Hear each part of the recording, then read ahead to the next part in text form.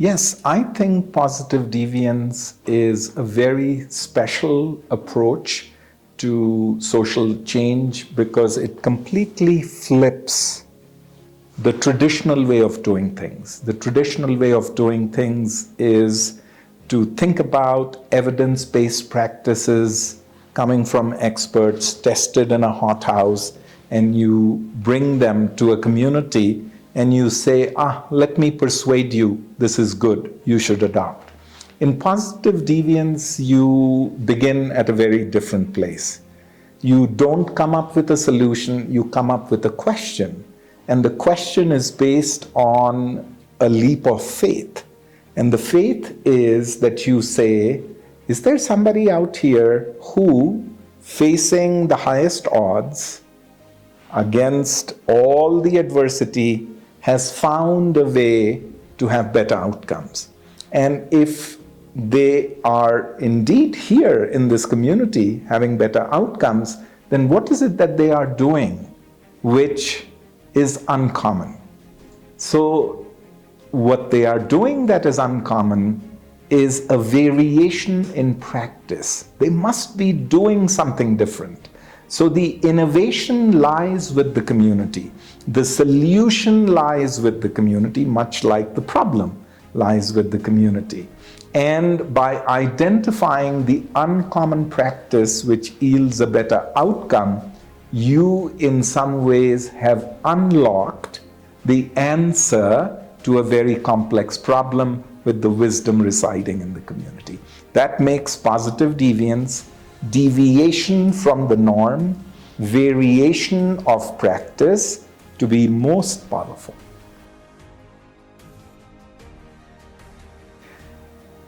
I, for 20 years, worked with an expert mindset.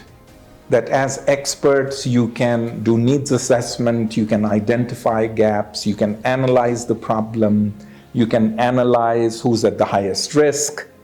And the results, as the literature would show, as our experience with projects would show, is rather dismal. Otherwise, we would have solved all the problems of the world, but we haven't. So what made me acutely aware about the value of positive deviance was that you begin with the solution. Somebody has solved the problem. And if you can just figure out what is it that they're doing that deviates from the norm and resides within the community, then you can scale the solution within the community. So it was, you can say, a disappointment with traditional ways of thinking, where you're looking at evidence-based practices, to now having a mindset that the answer is here, and instead of an evidence-based practice, you need to look for practice-based evidence, a variation in practice that is evidentiary of a better outcome.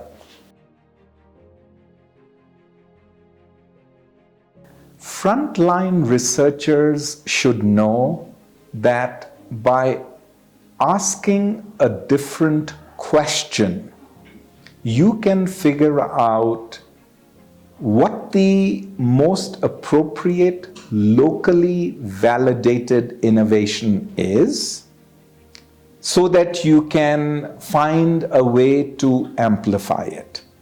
As I said, in diffusion of innovations practice, you believe that you know what needs to be diffused because it's an evidence-based practice.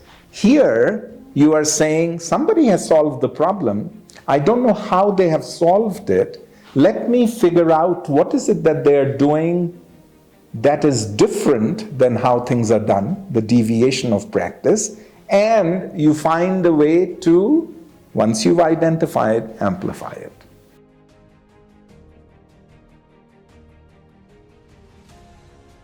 Oh, I think what ILRI is doing with your scientist, Birgit Habermann, and all your other colleagues who are working here, is you have figured out a way to take the sensibilities of the positive deviance approach, the faith that somebody out there has solved a problem, a farmer, a household, and to integrate that and validate that with technical know-how, and also with a series of sociological and participatory approaches.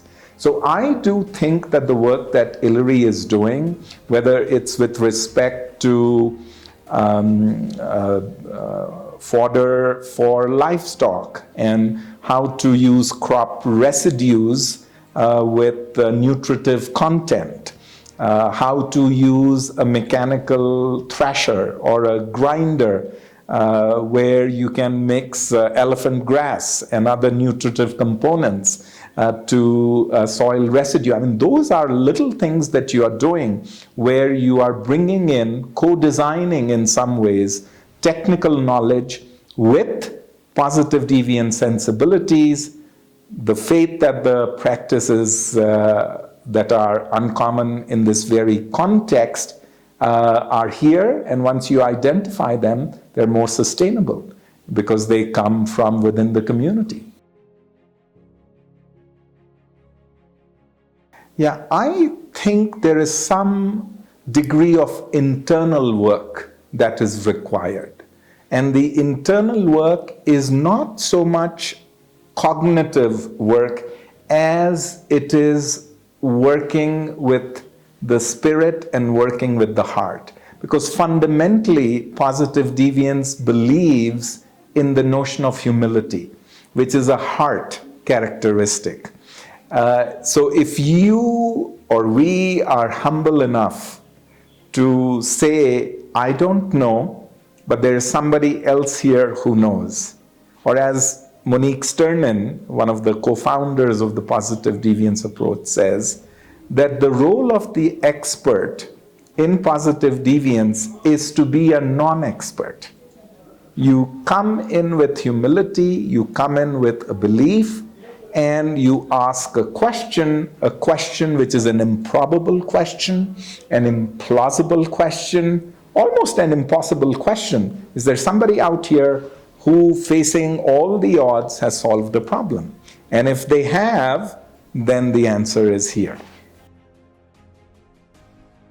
I would just say that to my friends here at ILRI, doing the work that you do with agriculture, with livestock, with issues of sustainability, and here in Ethiopia, in Nairobi, I think this is really very, very important work.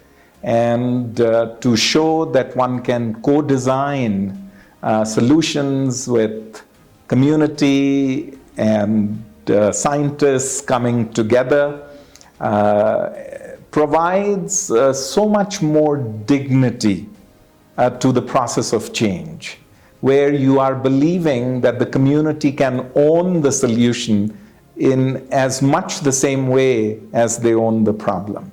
And I think that's the kind of calculus that we need going forward for this kind of work.